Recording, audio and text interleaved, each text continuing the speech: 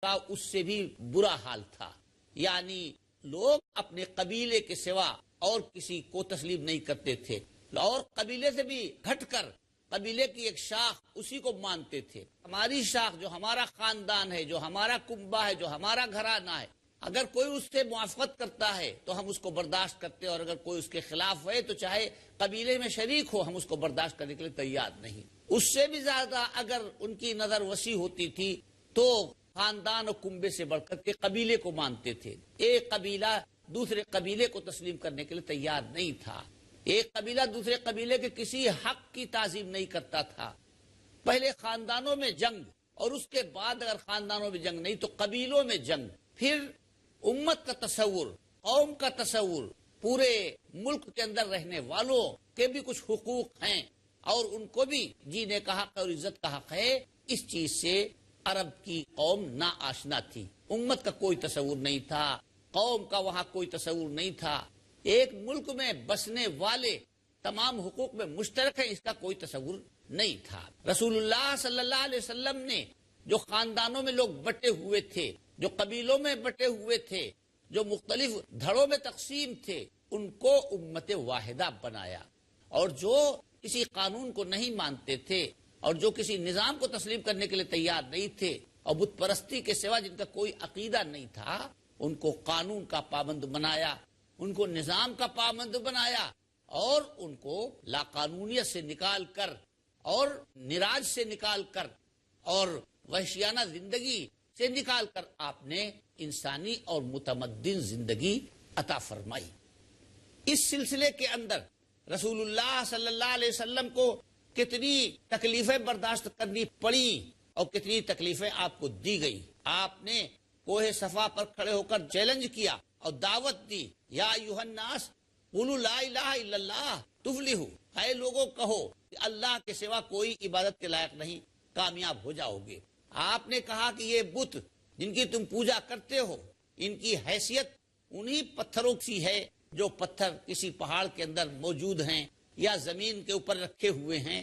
عام پتھروں سے بڑھ کر ان پتھروں کی حیثیت نہیں ہے جو بت خانوں کے اندر یا عبادت خانوں میں رکھے ہوئے ہیں۔ تو بتوں کو اور پتھروں کو ان کو اصلی جگہ پہ پہنچا دیا، یعنی جیسے عام پتھر ویسے وہ پتھر، نہ ان کے اندر نفع کی صلاحیت ہے نہ نقصان کی صلاحیت ہے، اگر ہے نفع اور نقصان تو صرف ایک اللہ کے ہاتھ میں ہے۔ تو آپ نے توحید کی دعوت دی، بت پرستی کا انکار کیا۔ اسی طرح عورت کا حق مارا جا رہا تھا، عورت پر ظلم کیا جا رہا تھا، عورت کسی چیز کی حقدار نہیں تھی، نہ وارث بن سکتی تھی، نہ کوئی خرید و فروخت کر سکتی تھی، نہ تجارت کر سکتی تھی۔ جتنے حقوق تھے وراثت کے وہ لڑکوں کے لیے تھے، لڑکیوں کے نہیں تھے۔ لڑکے اپنے ماں باپ کی جائیداد کے وارث ہوتے تھے، اپنے بھائیوں کی جائیداد کے وارث ہوتے تھے، اپنے رشتہ داروں کے وارث ہوتے تھے، لڑکی وارث نہیں ہوتی تھی، لڑکی تجارت نہیں کر سکتی تھی۔ سارے حقوق مرد اور لڑکوں کو حاصل تھے۔ رسول اللہ صلی اللہ علیہ وسلم نے فرمایا کہ عورت کو جس طرح عبادت میں برابر ہے مرد کے، جس طرح مرد عبادت کر سکتا ہے اللہ کی، عورت بھی اللہ کی عبادت کر سکتی ہے اور اللہ کے قریب ہو سکتی ہے۔ للرجال نصیب مما اکتسبوا وللنساء نصیب مما اکتسبنا، جو مرد محنت کریں گے ان کو اپنی محنت کا صلہ ملے گا، اور جو عورتیں محنت کریں گی ان کو اپنی محنت کا صلہ ملے گا۔ من عمل صالحا من ذکر او انثى وهو مؤمن فلنحيينه حیاة طیبہ ولنجزینهم اجرهم باحسن ما كانوا يعملون، جو اچھے عمل کرے گا چاہے مرد ہو یا عورت ہو، اگر ایمان ہے اور اچھے عمل ہیں تو اس کو دنیا میں بھی زندگی اچھی ملے گی اور آخرت کے اندر بھی اس کو اس کے اعمال کا صلہ ملے گا، ہم اس کو جنت سے نوازیں گے۔ تو حضرت صلی اللہ علیہ وسلم نے یہ فرمایا کہ عورت بھی عبادت کر کے مرد کے برابر درجہ حاصل کر سکتی ہے۔ اسی طرح فرمایا گیا وَلَهُنَّ مِثْلُ الَّذِي عَلَيْهِنَّ، کہ جس طرح عورتوں کے اوپر شوہروں کے حقوق ہیں اسی طرح عورتوں کے حقوق شوہروں پر ہیں۔ یہی نہیں کہ صرف عورت کے اوپر حقوق ہیں اور مرد کے اوپر عورت کا حقوق نہیں ہے، برابر جس طرح سے عورت پر شوہر کا حق ہے اسی طرح سے شوہر کے اوپر بیوی کا حق ہے۔ وَعَاشِرُوهُنَّ بِالْمَعْرُوفِ، عورتوں کے ساتھ اچھا سلوک کرو اور ان کے ساتھ انسانیت سے پیش آؤ، ان کے ساتھ ایسا برتاؤ کرو جو ایک شریفانہ برتاؤ کہا جاتا ہے، جانوروں والا برتاؤ، ذلت والا برتاؤ ان کے ساتھ نہ کرو۔ اسی طرح رسول اللہ صلی اللہ علیہ وسلم نے یہ فرمایا جس نے 2 لڑکیوں کی پرورش کی، ان کو تعلیم دی، وہ جنت کا مستحق ہو گیا۔ عورتوں کے حقوق دبائے جا رہے تھے، وراثت لڑکیوں کو نہیں ملتی تھی، آپ نے اعلان کیا، اس آیت کے اندر وضاحت سے فرمایا گیا للرجال نصیب مما ترک الوالدان والاقربون وللنساء نصیب مما ترک الوالدان والاقربون، کہ رشتہ دار اور ماں باپ جو جائیداد چھوڑ کر جائیں، جس طرح لڑکوں کو حق ملتا ہے اس جائیداد میں، اسی طرح لڑکیوں کو بھی حق ملتا ہے، مما قل منہ او کثر، چاہے کم ہو یا زیادہ ہو، نصیبا مفروضہ، یہ حصہ طے ہے۔ آپ غور فرما سکتے ہیں اسلام کے سوا کسی مذہب کے اندر لڑکی کو وراثت نہیں ملتی۔ یہ تو بعد میں جب لڑکی کی وراثت کا دعویٰ کیا جانے لگا، یہ اسلام کی تعلیم کا اثر تھا جو دوسرے لوگوں نے قبول کیا، وہ بھی وہی کہنے لگے، وہی آواز لگانے لگے۔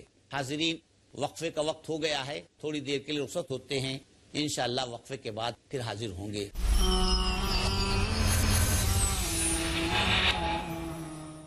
السلام علیکم ورحمۃ اللہ۔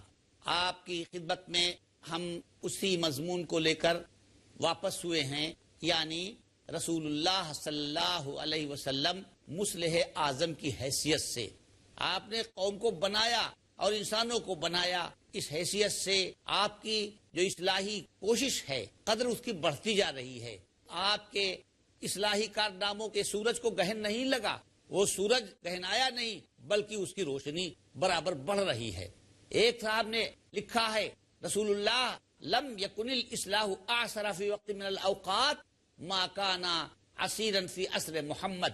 محمد صلی اللہ علیہ وسلم کے زمانے میں جتنا بگاڑ تھا اور اس کی اصلاح جتنی مشکل تھی، اتنی مشکل اصلاح کسی زمانے میں نہیں تھی۔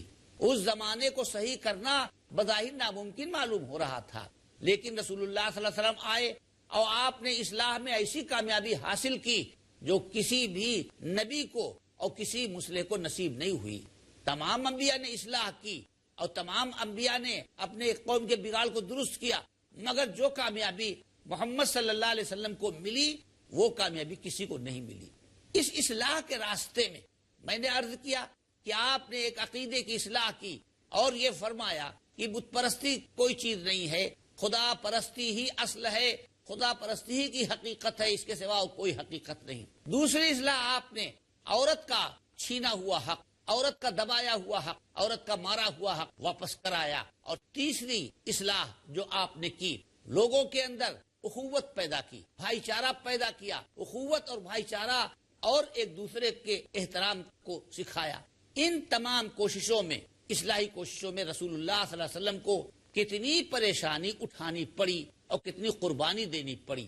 آپ کو معلوم ہے کہ آپ کے چہرے انور پر تھوکا بھی گیا، آپ کے اوپر مٹی بھی ڈالی گئی، آپ کے راستے میں کانٹے بھی بچھائے گئے، آپ کو لہو لہان بھی کیا گیا، یہاں تک کہ آپ کے دندان مبارک شہید ہو گئے، آپ کی جوتوں کی ایڑیاں خون سے بھر گئیں اور آپ زخموں سے چور ہو کر گر بھی گئے زمین کے اوپر، شکست بھی کھائی آپ نے میدان جنگ کے اندر، یعنی احد کی لڑائی کے اندر۔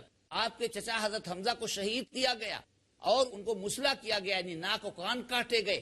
ان تمام پریشانیوں کے باوجود رسول اللہ صلی اللہ علیہ وسلم اپنی اصلاح کے قدم کو پیچھے نہیں ہٹایا، بلکہ اپنا اصلاحی قدم آپ آگے بڑھاتے گئے۔ غور کیجئے، مکے کی زندگی کے اندر حضرت سمیہ اور حضرت عمار یہ غریب لوگ تھے، غلامی کی زندگی بسر کر رہے تھے، اور وہاں کے ساہوکار اور وہاں کے مہاجن اور وہاں کے سرداروں کے یہ غلام تھے، اور وہ ان کو دردناک اذیتیں تکلیفیں دیتے تھے۔ حضرت سمیہ کے سر کے اوپر پکتی ہوئی ہانڈی رکھ دی جاتی تھی، اس سے ان کے بال جل جاتے تھے اور کھال جل جاتی تھی، اور رسول اللہ صلی اللہ علیہ وسلم وہاں سے گزرتے تھے تو آپ کی آنکھوں میں آنسو آ جاتے تھے، اور آپ فرماتے تھے صبرن آل یاسر فإن موعدکم الجنہ، اے یاسر کے خاندان کے لوگ صبر کرو، تم کو اللہ تعالیٰ جنت عطا کرے گا۔ یہ سب تکلیفیں آپ دیکھ رہے تھے۔ اس کے بعد آپ کے رشتہ دار، آپ کے خاندانی، آپ کے داماد اور آپ کے بیٹے، ان کو مکہ چھوڑ کر ملک حبش جانا پڑا تاکہ وہاں راحت اور آرام کا سانس لے لیں، جیسے حضرت عثمان غنی رضی اللہ تعالیٰ عنہ اور رسول اللہ صلی اللہ علیہ وسلم کی بیٹی حضرت رقیہ رضی اللہ تعالیٰ عنہا، ان دونوں کو رسول اللہ صلی اللہ علیہ وسلم کے مشورے سے ملک حبش ہجرت کر کے جانا پڑا۔ اتنی تکلیفیں کفار دے رہے تھے کہ وہ تکلیفیں ان کے لیے ناقابل برداشت ہو گئیں۔ اور کتنے صحابہ تھے کہ جن کو حبشہ جانا پڑا. تو بادشاہ حبش کہ یہاں جا کر انہوں نے سوچا کہ اللہ کو یاد کریں گے اور آرام سے رہ جائیں گے.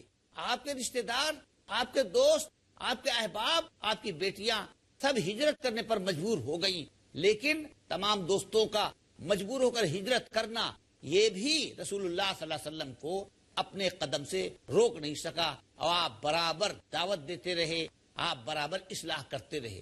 اس کے بعد مدینے کے اندر بھی مصیبتوں میں کمی نہیں ہوئی، اور جنگ احد کے اندر رسول اللہ صلی اللہ علیہ وسلم شکست کھا گئے. رسول اللہ صلی اللہ علیہ وسلم شکست کھا گئے، یا یہ کہیے کہ رسول اللہ صلی اللہ علیہ وسلم کے ساتھ جو لشکر تھا وہ شکست کھا گیا. مگر شکست کھانے کے باوجود اور دندان مبارک کے شہید ہونے کے باوجود آپ پیچھے نہیں ہٹے، آپ نے اپنا قدم پیچھے نہیں ہٹایا.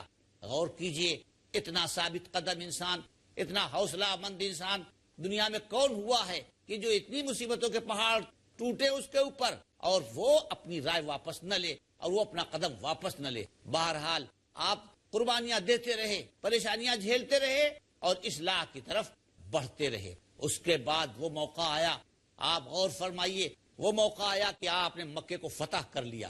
آپ عرب کے علاقے کے پورے بادشاہ و فرما روا ہو گئے، لیکن آپ نے تمام چیزوں کو فراموش کر دیا. جو لوگ آپ کے چہرے انور پہ مٹی ڈالتے تھے، جو لوگ آپ کے راستے میں کانٹے بچھاتے تھے، آپ جب سجدے میں جاتے تھے تو اوجھڑی آپ کے سر کے اوپر رکھ دیتے تھے، ان سب کو آپ بھول گئے.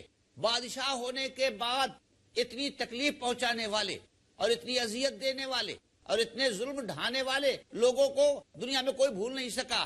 اب تو موقع تھا کہ ان کو کیفر کردار تک پہنچایا جاتا، اب تو موقع تھا کہ ان کو ان کے اعمالوں کی سزا دی جاتی، مگر آپ سب بھول گئے.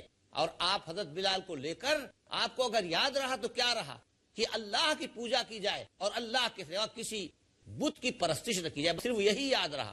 چنانچہ جب آپ خانہ کعبہ اور مسجد حرام میں داخل ہوئے تو ایک ہی کام کیا، یعنی حضرت بلال کو لے کر خانہ کعبہ کے اندر گئے اور وہاں 360 بت رکھے تھے ان کو ہٹایا اور حضرت بلال رضی اللہ تعالیٰ عنہ سے اذان کرنے کو کہا، یعنی بت پرستی ختم کی اور خدائے واحد کی آواز بلند کی اور اس کی وحدانیت کا اعلان کیا. اس کے بعد خانہ کعبہ کے دروازے پہ آپ کھڑے ہوئے، اب سامنے وہ سب موجود تھے جنہوں نے آپ کو تکلیف پہنچائی تھی، جنہوں نے آپ کو ستایا تھا. تمام کینے اور تمام کدورتیں اور تمام غبار سب بھول گئے. اور آپ نے پوچھا کہ اے لوگو، میں تمہارے ساتھ کیا سلوک کرنے والا ہوں؟ تو وہ لوگ سہمے ہوئے تھے اور کہہ رہے تھے کہ ہم تو کسی بھی معافی کے حقدار نہیں. مگر انہوں نے کہا کہ آپ بھی شریف ہیں، آپ کے باپ بھی شریف تھے، شریف بیٹے اور شریف بھتیجے تھے، شرافت کے سوا اور کیا توقع کی جا سکتی ہے؟ نہ کہیں جہاں میں اما ملی، جو اما ملی تو کہاں ملی میرے جرم خانہ خراب کو تیرے عفو بندہ نواز میں. آپ نے کچھ نہیں کہا. تو اب مجھے وہ تمہارا سلوک یاد آ رہا ہے اور ہم کو تمہارا وہ ظلم یاد آ رہا ہے. آپ نے یک لخت سب کو فرمایا اذهبوا اليوم فانتم الطلقاء، جاؤ، سب کو میں نے معاف کر دیا. لا تثریب علیکم، آج تمہارے اوپر کوئی مواخذہ نہیں ہے. آج تمہارے ساتھ میں وہ معاملہ کرنے جا رہا ہوں جو حضرت یوسف علیہ السلام نے اپنے بھائیوں کے ساتھ کیا تھا، کہ بھائیوں نے کنویں میں ڈال دیا تھا تاکہ مر جائے سسک سسک کر. لیکن حضرت یوسف علیہ السلام نے جب اپنے بھائیوں کو پایا تو حضرت یوسف نے فراموش کر دیا، بھلا دیا بھائیوں کے سلوک کو اور معاف کر دیا. میں آج سب کو معاف کرتا ہوں، ان کو بھی معاف کرتا ہوں جو میرے راستے میں کانٹے بچھاتے تھے، اور ان کو بھی معاف کرتا ہوں جو سجدے کی حالت میں میرے گردن کے اوپر اوجھڑی رکھ دیتے تھے، اور ان کو بھی معاف کرتا ہوں جنہوں نے میرے کھانے کے اندر زہر ملانے کی کوشش کی اور مجھے ہلاک کرنے کی کوشش کی. میں نے سب کو معاف کر دیا. آپ نے مقصد کو یاد رکھا اور چھوٹی چھوٹی باتوں کو اور لوگوں کے سلوک اور ان کے رویے کو خندہ پیشانی سے برداشت کیا اور معاف کیا اور صبر کیا. اعلان فرمایا من القى السلاح فهو آمن، اگر کوئی ہتھیار ڈال دے تو اس کو بھی امان ہے. من اغلق بابه فهو آمن، اگر کوئی اپنا دروازہ بند کر لے تو اس کو بھی امان ہے. من دخل دار ابی سفیان فهو آمن، جو ابو سفیان کے گھر میں چلا جائے اس کو بھی امان ہے. من دخل المسجد الحرام فهو آمن، جو خانہ کعبہ کے پاس آ جائے اس کو بھی امان ہے، اس کے اوپر کوئی داروگیر نہیں کی جائے گی. اتنی قربانی آپ نے اصلاح کے لیے دی. اتنی قربانی دینے کے بعد تو اللہ تعالیٰ نے اصلاح کو کامیابی عطا فرمائی، جو کامیابی دنیا میں کسی کو نصیب نہیں ہوئی. پھر اس کامیابی میں رسول اللہ صلی اللہ علیہ وسلم کی اس بات کو جب دیکھے تو اور حیرت ہوتی ہے کہ آپ نے صرف ایک ہی چیز کی طرف توجہ نہیں دی کہ لوگ اپنے دین کی طرف مڑیں، لوگ اپنے دین کی طرف توجہ دیں اور دنیا کو نظر انداز کر دیں، جیسے راہب ہوتے ہیں، جیسے سادھو ہوتے ہیں، جیسے پادری ہوتے ہیں کہ بیوی بچوں کو چھوڑ کر اور دنیاوی ذمہ داریوں کو چھوڑ کر جنگل میں چلے جائیں، ایسا نہیں کیا۔ آپ نے فرمایا کہ دنیا اور دین دونوں کا حق ادا کرو، دنیا اور دین دونوں کا حق ہے، صرف دین کا حق ادا کرنا اور دنیا کی ذمہ داریوں سے سبکدوشی اختیار کرنا یہ بھی ایک طرح کی راحت طلبی ہے، یہ بھی ذمہ داری سے فرار ہے، یہ بھی ذمہ داری کے ادا کرنے میں کوتاہی ہے۔ اس کوتاہی کو رسول اللہ صلی اللہ علیہ وسلم نے پسند نہیں کیا۔ آپ نے دعا سکھائی، ربنا آتنا فی الدنیا حسنۃ وفی الآخرۃ حسنۃ وقنا عذاب النار، اے ہمارے پروردگار ہم کو دنیا میں بھی بھلائی عطا فرما اور آخرت میں بھی بھلائی عطا فرما۔ تو آپ نے تعلیم دی کہ دنیا اور دین دونوں کے حق کو ادا کرو، دونوں کو ساتھ ساتھ لے کے چلو، دونوں شانہ بشانہ ہوں، دونوں قدم بقدم ہوں۔ جو لوگ دین کی طرف توجہ دیتے ہیں، دنیا سے گریز کرتے ہیں اور دنیا سے پہلو تہی کرتے ہیں، وہ مکمل مسلمان نہیں ہے۔ مکمل مسلمان وہی ہے جو دین اور دنیا دونوں کی طرف توجہ دے۔ چنانچہ صحابہ کرام کے بارے میں آتا ہے رہبان باللیل و فرسان بالنہار، کہ وہ رات کے اندر اگر آپ دیکھیے تو معلوم ہوتا راہب ہیں، تارک الدنیا ہیں، اور دن کے اندر اگر آپ دیکھیے تو شہ سوار معلوم ہوتے ہیں، اور اللہ کی بارگاہ میں کھڑے رہنے والے اور اللہ کے لیے آنسو بہانے والے تھے۔ آخرت کے اعتبار سے تو ان کا یہ مقام تھا، اور دنیاوی اعتبار سے ان کا دنیا کی طرف توجہ ایسی تھی کہ روم کو فتح کیا انہوں نے، ایران کو فتح کیا انہوں نے، فارس کو فتح کیا انہوں نے، شام اور مصر کو فتح کیا۔ تو دنیا میں بھی وہ اعلیٰ درجے کی صلاحیت اور دنیا کے اندر اعلیٰ درجے کی ذمہ داری پوری کرنے والے تھے، اور آخرت کے اعتبار سے معلوم ہوتا تاریک الدنیا تھے۔ یہ تھی دو دین اور دنیا دونوں کی آمیزش، دین اور دنیا کو ساتھ ساتھ لے کر چلنے کی تعلیم، ایسی بھرپور تعلیم، ایسی جامع تعلیم دنیا میں کسی شخص نے نہیں دی، اور نہ کسی شخص کو ایسی جامع تعلیم میں کامیابی ملی۔ اللہ تعالی ہمیں رسول اللہ صلی اللہ علیہ وسلم کے نقش قدم پر چلنے کی توفیق عطا فرمائے۔ السلام علیکم ورحمۃ اللہ۔